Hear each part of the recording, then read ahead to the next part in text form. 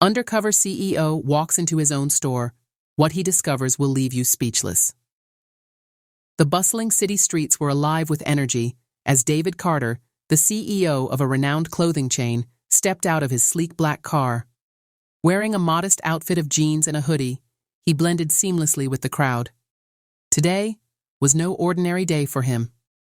Known for his visionary leadership and business acumen, David had decided to visit one of his flagship stores undercover. Rumors had reached his ears about certain unethical practices within the store, but he wanted to see the truth with his own eyes rather than rely on secondhand reports. David had built his empire from the ground up. Starting as a struggling entrepreneur selling t-shirts from his small apartment, he knew the importance of every single customer. His motto, "Customer trust is our greatest asset," was something he lived by. But lately, complaints had begun to pile up: missing inventory, rude staff behavior, and even allegations of employees overcharging customers. Determined to protect the integrity of his brand, he disguised himself as an everyday shopper and walked into the store, his heart heavy with anticipation. The store looked impeccable at first glance, well lit, with neatly arranged racks of designer clothes and accessories. Customers moved about, browsing the latest trends.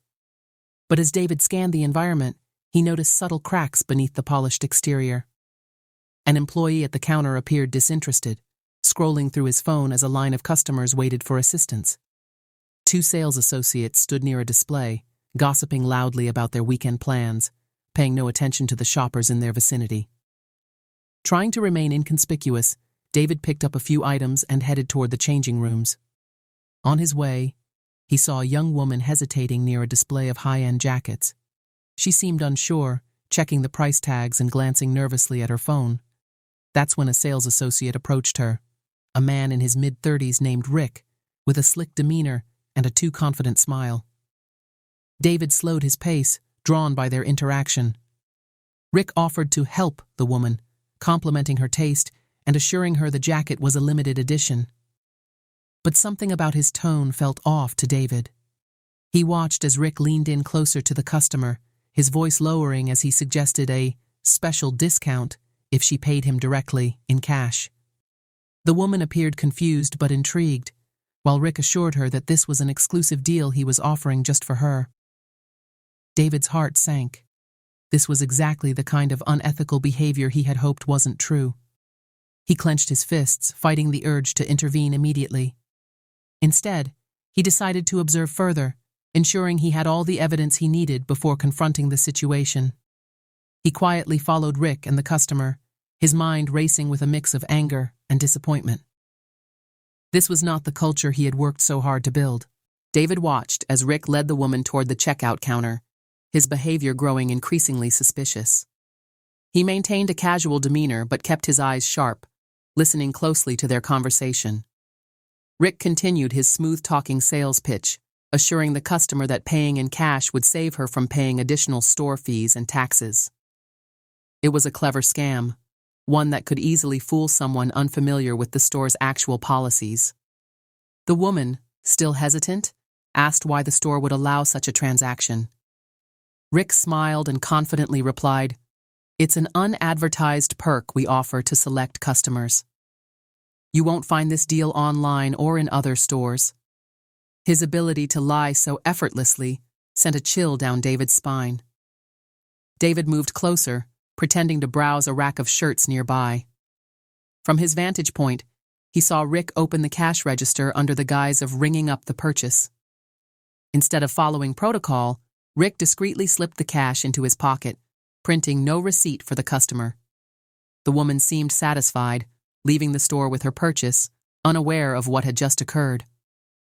Unable to stand by any longer, David decided to test Rick himself. He picked up a leather jacket and approached Rick at the counter, pretending to be an ordinary shopper.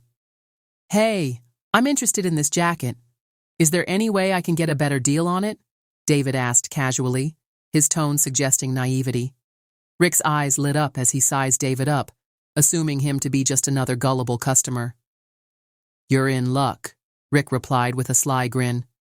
"I can give you a discount, but it's an off-the-books kind of thing, cash only. If you pay now, I can save you 30%, just between us." David pretended to mull it over, playing along to gather more evidence. "That sounds great," he said, feigning excitement. "But is this something the store allows? It seems unusual."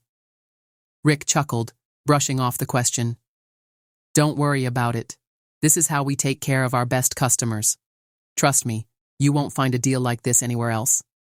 David handed over the cash, watching intently as Rick repeated the same routine, pocketing the money and pretending to ring up the item without creating a record of the sale. It was clear Rick had been running this scam for a while, and David felt a surge of anger at how easily his trust in employees had been abused. After completing the fake transaction, David stepped back into the store to observe Rick's interactions with other customers. Over the next hour, he witnessed the same pattern multiple times, Rick scamming unwitting shoppers and pocketing their cash. David's disappointment deepened as he realized this wasn't an isolated incident, but a deliberate scheme carried out under his roof. Still undercover, David discreetly signaled to the store manager, a young woman named Karen, who was busy assisting another customer. He asked to speak with her in private, maintaining his disguise as an ordinary shopper. Once in a quiet corner, David introduced himself and revealed his true identity. Karen's face went pale as she recognized him, clearly realizing the gravity of the situation. "Mr. Carter, I had no idea you were here," she stammered. "Is something wrong?" David wasted no time explaining what he had seen, detailing Rick's scam in explicit detail. Karen listened, horrified, as David laid out the evidence. "This behavior is unacceptable," he said firmly.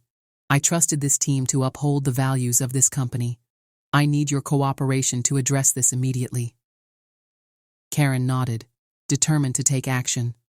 Together, they devised a plan to catch Rick red-handed and confront him with undeniable proof of his wrongdoing. Karen and David quickly put their plan into motion. Karen quietly activated the store's security cameras, ensuring they captured every angle of Rick's transactions. Meanwhile, David, still undercover, observed Rick's every move, waiting for the perfect moment to confront him. Within minutes, another unsuspecting customer approached Rick at the counter. This time, it was an elderly man who seemed unsure of the store's pricing. Rick wasted no time exploiting the man's confusion, offering him a special cash deal on a pair of shoes. The elderly man, trusting Rick's smooth demeanor, agreed and handed over the cash. David's patience had run out. As Rick pocketed the money and prepared to dismiss the man without issuing a receipt, David stepped forward. "Excuse me," he said, his voice firm and commanding. "What exactly are you doing?" Rick froze, startled by the sudden confrontation. He tried to recover, putting on a fake smile. "Just helping a customer, sir. Is there a problem?" "Yes, there is," David said, dropping his disguise. "I'm David Carter, the owner of this store, and I've been watching you steal from my customers all day." Rick's face went pale, and the air in the store grew tense as other employees and customers turned to watch the scene unfold. Karen stepped forward, holding a tablet that displayed the security footage of Rick pocketing cash during multiple transactions. "You've been caught red-handed," Karen said, her voice shaking with anger. "We have evidence of every scam you've pulled today, and who knows how long you've been doing this," Rick stammered, trying to defend himself. I was just trying to help customers save money. It's not what it looks like." David cut him off. "Don't insult my intelligence. You weren't helping anyone but yourself. You've betrayed the trust of this company and the customers who come here expecting honesty and respect." The elderly customer, still standing at the counter, looked at Rick with a mixture of confusion and disappointment. "You lied to me?" he asked quietly. Rick's shoulders slumped as he realized there was no way out. "I'm sorry," he mumbled, but his apology was too little, too late. David addressed the room, his voice calm but firm. "To everyone here, I want to apologize on behalf of my company. This behavior is unacceptable and does not reflect the values we stand for. I promise you, changes will be made." He turned back to Rick. "You're fired, effective immediately. Leave the premises now." Rick hesitated, his pride wounded, but he knew he had no choice. He removed his name tag and apron, dropping them on the counter before walking out of the store in silence. The tension lingered, but there was also a sense of relief among the employees and customers who had witnessed the confrontation. David wasn't finished yet. He turned to Karen and said, "We need to do a full audit of the store's records to ensure this doesn't happen again. And I want to personally compensate every customer Rick scammed today." Karen nodded, already making a mental checklist of everything that needed to be done. David's determination to right the wrongs became a rallying point for the team, who were inspired by his commitment to integrity. David stood at the center of the store, surrounded by employees and customers who were still reeling from the shocking confrontation. He took a deep breath and addressed everyone with a sense of authority and humility. "First and foremost, I want to thank all of you for bringing this situation to light, whether intentionally or not. As the owner of this company, it's my responsibility to ensure that our stores operate with honesty, respect, and fairness. What happened here today was a betrayal of those principles, and I am deeply sorry to everyone affected." The elderly customer who had been scammed earlier stepped forward hesitantly. "I'm not angry, son," he said, looking at David with kind eyes. "But I hope you'll make sure no one else goes through this." David nodded solemnly. "You have my word. To start, I'll personally refund any customer who was affected by Rick's actions. Furthermore, I will be implementing stricter policies and better oversight in all my stores to ensure that this never happens again." Karen, standing beside David, chimed in with her own words of assurance. "We'll also be retraining our staff to uphold the values this company was built on. This store will set an example of how customers should be treated, with dignity and fairness." As the crowd slowly dispersed, the employees gathered around David. One of the younger team members hesitated before speaking up. "Mr. Carter, I think it's amazing that you came here undercover. It really shows how much you care about the company and us." David smiled, his demeanor softening. "This company wouldn't exist without hard-working employees like you and loyal customers. It's my job to protect both. Remember, we're a team, and that means we look out for one another. If any of you ever see something wrong, speak up. Together, we can create an environment where everyone feels valued." With the immediate crisis resolved, David and Karen began planning the next steps, including security upgrades and better communication between corporate and store-level employees. Before leaving the store, David approached the elderly customer and handed him a gift card, along with a heartfelt apology. As David walked out of the store that day, he felt a renewed sense of purpose.